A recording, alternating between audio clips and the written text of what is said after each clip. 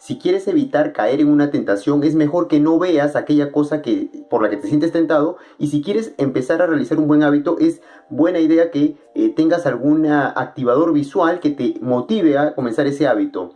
Hola, mi nombre es Víctor. Gracias por estar viendo este segundo videoblog. En estos videoblogs me estoy comprometiendo a presentar diariamente un avance de mi tesis de maestría sobre las funciones ejecutivas. Estoy haciendo esto para cumplir una técnica o usando una técnica que se llama la arquitectura de lo inevitable. Con esta técnica puedes ir avanzando en tus proyectos porque te comprometes con alguien, en este caso con el público que me está viendo, a presentar un avance de tu proyecto.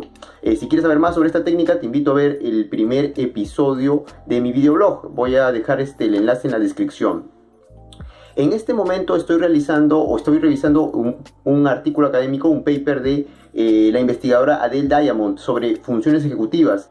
El día de hoy voy a hablarte de cómo los estímulos visuales pueden ser devastadores para hacernos entrar en malos hábitos, ¿no? En ese sentido, Adele Diamond en su paper reseña, digamos, 3 experimentos relacionados con estos. En uno de ellos ella comenta un test que hacía Piaget, ¿no?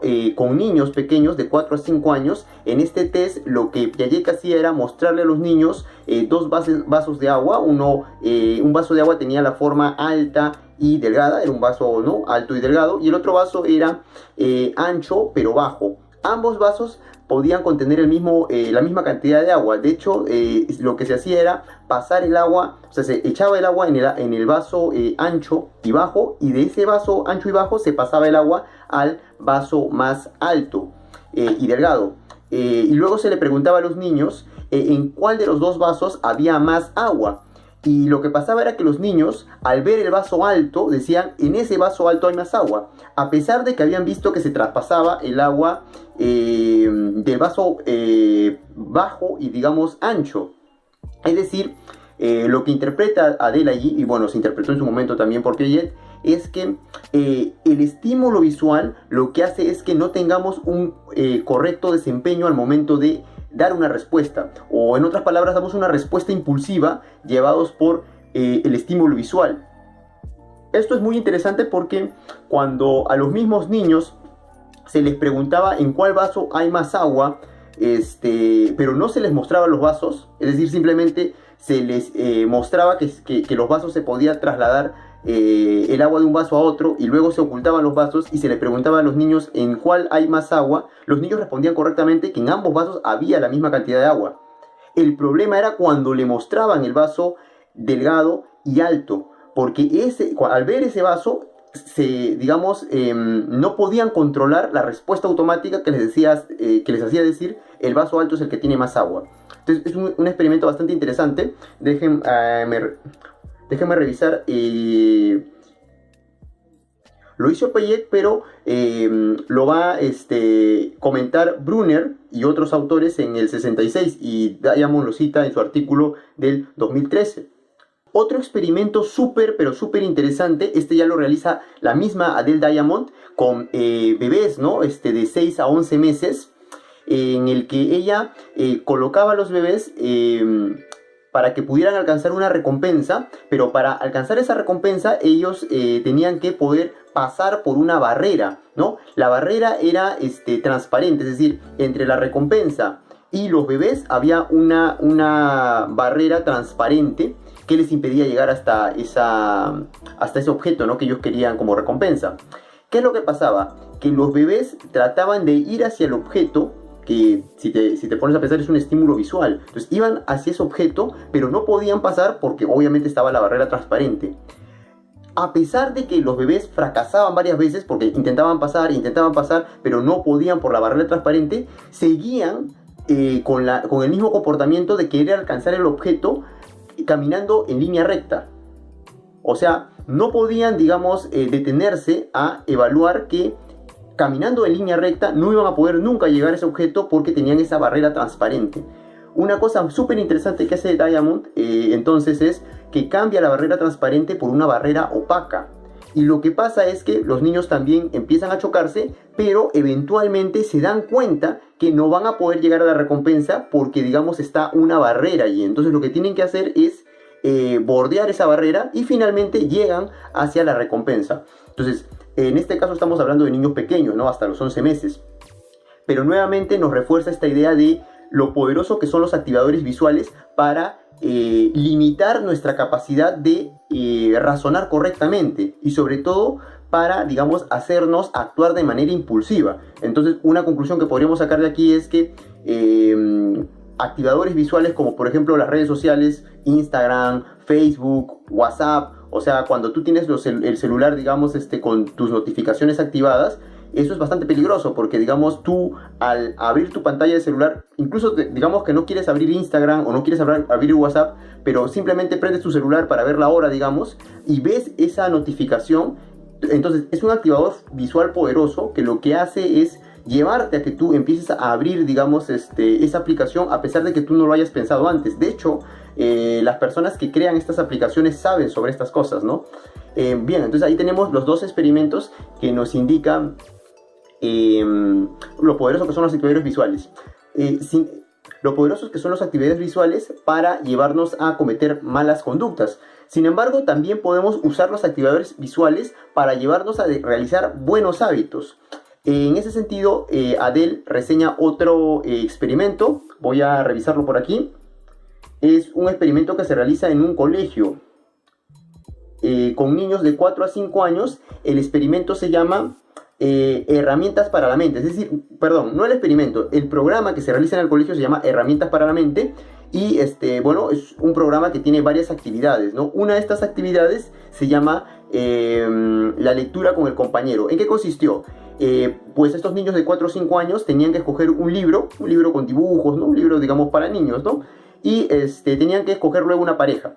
Y de lo que se trataba, la actividad era que uno de ellos le iba a contar de lo que trataba su libro a su compañero. Y viceversa, ¿no? Cuando el primer niño terminaba, al otro le tocaba, digamos, contarle el contenido de su libro. Pero ¿qué pasaba? Como ambos niños estaban ansiosos por contar su propia historia, la propia historia que habían visto en el libro, no querían escuchar al otro. Y se ponían a pelear y, digamos, ninguno se quería escuchar. Porque, digamos, ambos querían contar su propia historia, ¿no? ¿Qué es lo que realizaron las profesoras en este experimento? Lo que hicieron fue, digamos, darles a los niños un estímulo visual, que fue una oreja que estaba dibujada en un papel, y se la dieron a uno de los niños, diciéndoles esto: escuchar, no hablar. El oído escucha, no habla. Entonces había una fuerte asociación entre esa imagen del oído que le estaban dando al niño con lo que el mismo niño ya sabe que hace el oído. Y lo que fue el resultado de esto fue que el niño que tenía el dibujo no hablaba, escuchaba a su compañero. Y viceversa, cuando este niño terminaba de escuchar, le pasaba el dibujo a su otro compañero y ahora su otro compañero se quedaba en silencio. Esto no se había podido lograr sin el dibujo. Más interesante aún es que meses después, solo unos meses después de aplicar esta técnica constantemente, los niños ya no necesitaron ese estímulo visual del dibujo de oído. Ellos ya habían internalizado la regla de tal manera que lo podían hacer sin ningún problema y ya podían, digamos, escuchar a su compañero sin pelearse. Entonces, estos tres experimentos nos demuestran el poder que tienen los activadores visuales para llevarnos a tener conductas automáticas. Acuérdate que las funciones ejecutivas sirven para regular nuestras conductas automáticas, lo expliqué en el primer videoblog, y lo que vemos es que los estímulos visuales pueden hacernos despertar respuestas automáticas para malos hábitos o para buenos hábitos. La clave está en usar las funciones ejecutivas para poder nosotros redefinir, digamos, cómo queremos tener una respuesta automática. En este caso es un buen ejemplo el de las profesoras que usaron este oído dibujado para generar una respuesta automática positiva en el caso de los niños. Finalmente, te comento un experimento que reseña la investigadora del Diamond. Es muy interesante. Se hace un estudio durante 32 años, un seguimiento durante 32 años a 1000 niños de una misma ciudad y que nacieron el mismo año. Y lo que se evalúa cuando ellos eran pequeños, cuando tenían de 3 a 5 años, se les evalúa las funciones ejecutivas, básicamente el control inhibitorio, es decir, si podían esperar su turno para poder hacer una actividad, si podían mantenerse quietos por sí mismos, si podían, digamos, evitar distraerse con facilidad. Entonces, todos estos son indicadores que muestran que tienes un alto desempeño de funciones ejecutivas. Lo que se descubrió es que los niños que tuvieron, digamos, un alto desempeño en funciones ejecutivas, básicamente en control inhibitorio, cuando llegaron a la adolescencia, les fue bien también en la secundaria. Y cuando se volvieron adultos, ya con 30 años, se demostró que estos chicos eran más exitosos, tenían una vida más feliz, tenían una mejor relación financiera, una mejor relación social, ¿no?, que los niños que habían tenido un bajo desempeño en su control inhibitorio. Lo que se encontró es que el control inhibitorio fue más importante para que pudieran tener éxito en sus vidas, incluso que otros factores, como por ejemplo el coeficiente intelectual, o como por ejemplo el género que los niños tenían, o por ejemplo la situación de vida que hubieran tenido, el tipo de vida familiar. Todos estos eran factores secundarios respecto a la capacidad que ellos tenían de control inhibitorio. Esto nos da un poco nos revela entonces el poder que tienen las funciones ejecutivas para poder tener una conducta adecuada. Recomendación entonces, nuevamente, trata de evaluar cuáles son los estímulos visuales que hacen que caigas en malos hábitos y cómo puedes entonces generar estímulos visuales que te pueden llevar a, digamos, tener buenos hábitos. Te cuento uno de los que yo tengo. Por ejemplo, yo a la hora de levantarme estoy probando dejar un libro de un científico que me gusta, bueno, un filósofo que me gusta, se llama Mario Bunge. Y cada vez que me levanto lo tengo ahí al costado, ¿no? Y es como una especie de recordatorio de que estoy avanzando con mi tesis, que tengo que terminarla y que tengo que comenzar el día enfocándome en poder estudiar y en poder, digamos, producir a nivel académico, a nivel intelectual, ¿no?